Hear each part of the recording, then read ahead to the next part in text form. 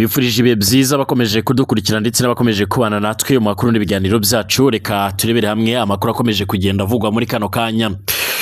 Ibitero bikomeye cyane byongeye kugaragara muri Kivu y'Amajyepfo, aho umutwe wa 23 wongeye gutanga impuruza cyane cyane kubikomeje kugenda bigaragara ku mirwano ikomeje kubera hano muri Kivu y'Amajyepfo. Ibitero bikomeje kugenda bigaragara kandi byongeye kugaragaramo ingabo z'abarundi FDNB ndetse n'uruhande rwa leta ya Kongo basanzwe bafatanya, bikomeje gutuma rero ibitero bikomeza kugenda bifata indi ntera.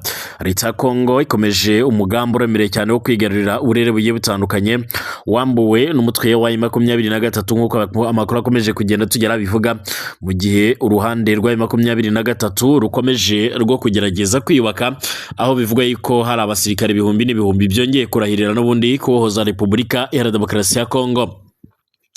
Ndagaruka kandi ku biganiro byahuje abategetsi bagiye batandukanye biganjemo by'umwihariko Angola ndetse n'umuryango wa Afurika yunze ubumwe, aho bari mu mugambi karundura wo gushaka cyangwa se kugarurira amahoro n'ituze uburasirazuba bwa Repubulika Iharanira Demokarasi ya Kongo. Ndabashuje mwese kandi mbifurije kugubwa neza, mbifurije kugira ibihe byiza cyane. Munyemerere turebere hamwe amakuru agezweho, amakuru yihuta ndetse amakuru agaruka ku bikomeje kugenda bigaragara haba mu karere k'ibiyaga binini ndetse no hirya no hino mu isi. Kanda subscribe niba ari ubwa mbere ugeze hano kugira ngo wabire mu bazajya badukurikira. Ikaze kuri mwebwe mwese turebera hamwe amakuru yihuta kandi amakuru agezweho. Ibice bigiye bitandukanye byo muri Kivu y'Amajyepfo bikomeje kwibasirwa n'ibitero karundura n'ibitero biremereye cyane nk'uko amakuru akomeje kugenda atugera bivuga. Mu bice byo mu misozi miremire y'umurenge muri teritwari ya Minembwe mu ntara Kivu y'Amajyepfo haravugwa imirwano ikomeye cyane yongeye kubura nyuma y'ibitero bivugwa ko byahurijwemo ingabo za leta ya Repubulika Demokarasi ya Kongo FARDC, ingabo z'u Burundi ndetse n'imitwe yitwaje intwaro y'Abazarendo ndetse na FDLR. Amakuru aturuka muri aka gace aravuga ko ibi bitero byabaye ku cyumweru tariki ya 8 ndetse no ku munsi w'ejo kuwa mbere, by'umwihariko tariki ya 9 z'ukwezi kwa 2026, bikaba byaribasiye cyane cyane by'umwihariko ibirindiro by'umutwe wa 23 ndetse na Twirwaneho. Byavuzwe ko kandi hifashishijwe intwaro ziremereye cyane zirimo indege zitagira abapilote zizwi nk'amadrone ndetse n'imbunda ziremereye cyane, ibintu byakajije umurego by'umwihariko ndetse n'ubukana bw'iyo mirwano.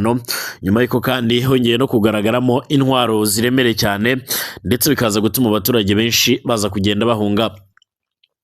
Societe civile ivuga yuko ibi bitero byari birangajwe imbere n'uruhande rwa leta ya Kongo ndetse harimo n'abakomando b'abarundi, bamwe mu ngabo bakomeje kugenda bagira uruhare muri iyi mirwano. Ibyo bitero kandi byibasiye uduce twa Gakenge, Rugezi, Bicumbi ndetse no mu nkengero z'ahitwa Karingi ndetse na Point Zero, uduce tugenzurwa n'umutwe wa Twirwaneho urwanirira by'umwihariko uburengerazuba bw'abanyamurenge, uburenganzira bw'abanyamurenge, ukaba usanzwe gukorana n'umutwe wa 23.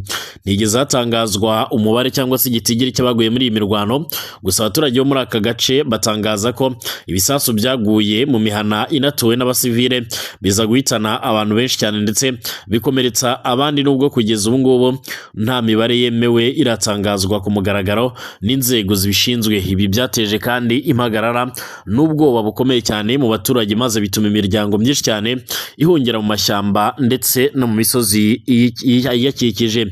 Umwe mu baturage wavuganye n'itangazamakuru yagize ati kuva mu gitondo cyo ku cyumweru ndetse n'ejo kuwa mbere, indege zitagira pilote za FARDC zagabye ibitero mu duce dutandukanye dutuwe n'abanyamurenge harimo Gakenke, Bicumbi, Point Zero ndetse na Rugezi.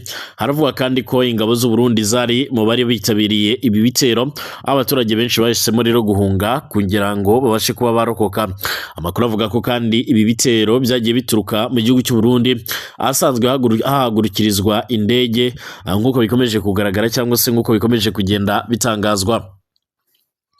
Ku rundi ruhande kandi amakuru aturuka muri ako gace avuga yuko 23 ifatanyije by'umwihariko na Twirwaneho by'umwihariko bagerageje guhangana n'ibyo bitero ndetse kugeza by'umwihariko mu masaha y'umugoroba ku munsi w'ejo, ariko kandi nyuma y'uko bwije imirwano isa n'iyacogoye mu gihe bari bagikomeje kugenda byibasirwa.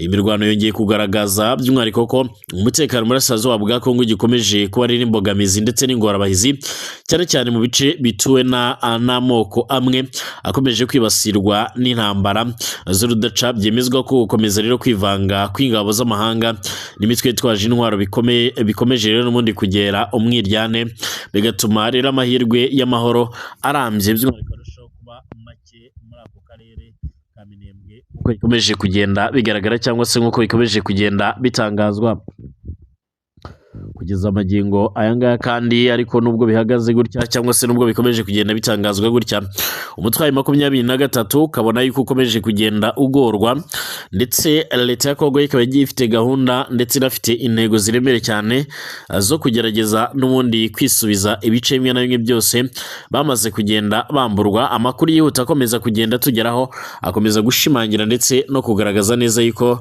ibikomeje kugaragara biteye impungenge, byaje gutuma rero umutwe wa 23 ufata gahunda iremere cyane, ufata gahunda iteye ubwoba yuko bakomeje gutoza abasirikare batari bakeya. Mu gihe bikomeje kugaragara yuko uyu mutwe wa 23 ushobora kuza kwamburwa ibice byose wamaze kugenda by'umwihariko ufata, nk'uko bigaragara wahisemo gahunda yo kongera umubare w'abasirikare ndetse no gukomeza gutoza abasirikare batari bakeya nk'uko bikomeje kugaragara. Iri huriro rya Alliance Fleuve Congo ribazwa mu mutwe wa 23 ryatangaje ku mugaragaro ko ryungutse abakomando bashya ibihumbi bigera muri 7 nk'uko bigaragara, 7,532 nk'uko bigaragara bagaragajwe mu birori byihariye byabereye mu bice igenzura mu ntara Kivu y'Amajyaruguru burasirazuba bwa Repubulika Iharanira Demokarasi ya Kongo, nk'uko byemejwe n'ubuyobozi bukuru bw'igisirikare cya 23. Abo bakomando by'umwihariko bashya barahiriye ku mugaragaro gukomeza urugamba, bavuga ko intego yabo nyamukuru ari ukubohoza Repubulika Demokarasi ya Kongo yose, bayivanamo rero ihohoterwa, akarengane ndetse n'imiyoborere babona ko idaha agaciro uburenganzira bw'abaturage ku butaka bwa Kongo. Ubuyobozi bukuru bw'uyu mutwe kandi buvuga ko aya makuru mashya agaragaza imbaraga ndetse n'icyizere bikomeje rero kwiyongera mu barwanyi bawugize. Buvuga kandi ko by'umwihariko kwinjiza aba bakomando benshi ari ikimenyetso cy'uko, nk'uko rero babivuga, urugamba rufite rero by'umwihariko inshingiro n'inkunga ihagije. Mu itangazo ryabo kandi bahamije ko abo bakomando bashya bahawe amahugurwa akomeye cyane ya gisirikare arimo yerekeye imirwano, imyitwarire y'umusirikare ndetse n'uburyo bwo kurinda abasivile mu bice bavuga ko babohoje. Nubwo rero ibingibi bikomeje guteza impaka ndetse n'impungenge mu nzego zitandukanye by'umwihariko zireba iby'umutekano w'igihugu ku butaka bwa Kongo. Iki gikorwa kandi kije mu gihe umutekano wo mu burasirazuba bwa Kongo ukomeje kuzamba, aho imirwano idahagarara, by'umwihariko idahagarara, kwimurwa kw'abaturage n'ibibazo by'uburenganzira bwa muntu bikaba bigikomeje guteza impungenge mu rwego rw'igihugu ndetse no ku rwego rw'akarere, nk'uko amakuru tugera bivuga. Guverinoma ya RDC kandi n'abafatanyabikorwa bayo mu rwego mpuzamahanga bakomeje kugaragaza ko M23 ari umutwe by'umwihariko urwanya ubutegetsi bwemewe n'amategeko, bityo bakemeza ko rero uzakomeza gufatwa nk'ikibazo gikomeye cyane cy'umutekano. Ku rundi ruhande ariko kandi uyu mutwe uvuga ko uhagarariye inyungu z'abaturage, bemeza ko rero bamaze igihe by'umwihariko bawutabaza. Mu gihe kandi iminsi igenda ishira ndetse inakomeza kwiyongera kw'aba bakomando bashya, birushaho n'ubundi gutuma ikibazo cya 23 kigira uburemere bukomeye cyane mu mibereho ya politiki n'umutekano bya RDC. Bikaba bitegerejwe kureba ariko uko rero leta ya Kongo n'imiryango mpuzamahanga abaza kwitwara muri iki kibazo. Intambara zikomeje kubera ku butaka bwa Kongo zikomeje gutuma benshi by'umwihariko bagira impungenge, ndetse bakanavuga yuko hashobora gukomeza kwaduka izindi njyane ndetse n'ibindi bibazo bigiye bitandukanye, nk'uko amakuru akomeje kugenda atugera bivuga cyangwa se nk'uko bikomeje kugenda bitangazwa.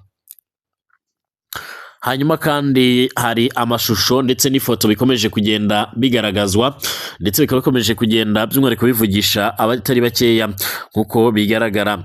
Amashusho yafatiwe ejo i Washington DC muri Leta Zunze Ubumwe za Amerika mu cyumweru gishize, agaragaza Perezida wa Repubulika Iharanira Demokarasi ya Kongo Antoine Félix Tshisekedi ari kumwe n'umunyamakuru Haliana Avelasi Victoria.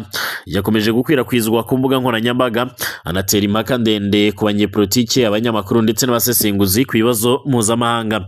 Aya mashusho kandi agaragaza aba bombi bahuje umusaya mu mwanya usa rero by'umwihariko n'utamenyerewe hagati y'umukuru w'igihugu ndetse n'umunyamakuru usanzwe uzwi cyane mu gukurikirana politike mpuzamahanga, by'umwihariko ibibazo by'umutekano muke mu karere k'ibiyaga bigari. Hariana Avelasi Victoria akomoka muri Angola amaze igihe kinini cyane avugwa cyane cyane mu bitangazamakuru mpuzamahanga kubera uburyo rero akoramwo itangazamakuru buvugwaho rero ko bubogamira kuri leta ya Repubulika Demokarasi ya Kongo, cyane cyane mu gihe abaza abayobozi ba leta zunze ubumwe za Amerika ku bibazo bijyanye n'intambara n'umutekano muke muri aka karere, cyane cyane muri Burasirazuba bwa Kongo. Mu minsi ishize uyu munyamakuru yakunze kugaragara mu biganiro n'abanyamakuru ba White House abaza ibibazo bisa n'ibirengera ubuyobozi bwa Kinshasa, ibintu byatumye anengwa n'imirimbanyi nyinshi cyane z'uburenganzira bwa muntu zimushinza kudaha umwanya uhagije ijwi ry'abaturage n'amashyirahamwe yigenga yerekana ihohoterwa rikomeje gukorerwa abasivile mu Burasirazuba bwa Kongo. Nubwo kandi nta tangazo ryemewe ryasohowe n'ibiro bya Perezida Tshisekedi cyangwa n'uyu munyamakuru ubwe, rero by'umwihariko risobanura neza ko icyo iyo foto ishingiye, rero by'umwihariko abasesenguzi benshi bayifashe nk'ikimenyetso cy'umubano wa hafi gutera kwibaza ku bwisanzure n'ubwigenge bw'itangazamakuru mpuzamahanga. Bamwe rero mu banyepolitike ndetse n'abanyamakuru bakurikiranira hafi politike bavuga ko iyo myitwarire ishobora rero kugabanya icyizere rubanda ifitiye itangazamakuru, cyane cyane mu bihe isi ikenera rero amakuru atabogamye ku makimbirane yo mu Burasirazuba bwa Kongo amaze imyaka irenga 20 ahitana abasivile benshi. Kuva mu myaka yo hambere kandi intambara zo mu Burasirazuba bwa RDC zakomeje kuba isoko y'amakuru akomeye cyane mu itangazamakuru mpuzamahanga, ariko kandi zagiye zinagaragaramo ingaruka za politike, inyungu z'ibihugu bikomeye cyane n'ibigo mpuzamahanga, bigatuma amakuru atangwa atajya rero by'umwihariko ahora ahuzwa n'ukuri ku miterere by'umwihariko y'ibiri kuhabera. Ni muri urwo rwego rero impaka zijyanye n'uruhare rw'itangazamakuru, uburyo ribaza ibibazo naho rero rihagaze ku makimbirane zikomeje kwiyongera, by'umwihariko iyo rero by'umwihariko hagaragaye ibimenyetso by'uko hari abanyamakuru bashobora gufatwa nk'abegereye ubutegetsi aho kuba rero abahagarariye inyungu rusange. Abasesenguzi nk'uko bigaragara kandi barasaba ko ibyabaye bigirwa rero isomo, bityo itangazamakuru rikongera kwiyemeza gukorera mu mucyo, mu bwisanzure ndetse no mu kuri, cyane cyane ku bibazo byugarije ubuzima bwa za miliyoni z'abaturage mu Burengerazuba bwa Kongo. Mu gihe kandi amakimbirane yo muri aka karere k'ibiyaga bigari akomeje kuba ikibazo mpuzamahanga, isi irasabwa kudasuzugura uruhare by'umwihariko rw'itangazamakuru mu kubaka amahoro, aho rero by'umwihariko kuba igikoresho cya politike cyangwa se inyungu nk'uko bikomeje kugenda abigaragara. Mbibutse yuko kandi mu minsi ishize haribwo Perezida Felix Tshisekedi yerekeje i New York muri Leta Zunze Ubumwe za Amerika, aho by'umwihariko yari ari mu bikorwa by'inama yatumiwemo ikomeye cyane, inama yiganjemwo yaje kugenda by'umwihariko yaje kwibanda ku bigendanye n'ubucukuzi bw'amabuye y'agaciro nk'uko bigaragara ndetse n'ubucuruzi, ibituma benshi bakomeza kugenda bibaza impamvu ibintu bikomeje kugenda bizamba ndetse bikaba bikomeje kugenda bifata intera. Aya mashusho rero yakomeje kugenda avugisha abatari bakeya, niyo navuga yuko by'umwihariko yafatiwe muri icyo gice nk'uko amakuru akomeje kugenda tugera bivuga, ibikomeze gutera impungenge ndetse n'ibindi bibazo bigiye bitandukanye nk'uko amakuru akomeje kugenda atugera bivuga. Hanyuma nkomereze hano mu gihugu cy'u Burundi ahakomeje kuvugwa amakuru menshi cyane, n'ubundi amakuru agendanye n'ibikomeje kugenda bihagaragara muri politike yaho ndetse no mu bindi bisata bigiye bitandukanye cyangwa se mu zindi nguni zigiye zitandukanye. Mu makuru akomeje kugenda avugwanga mu Burundi by'umwihariko mu ntara ya Buhumuza, umushingamateka cyangwa se umwe mu badepite Shabani Nimubona, umwe mu basanzwe begera imbonerakure, byemezwa ko yafatanywe amaritiro hafi agera ku 4,000 y'ibitoro byo mu bwoko bwa essence.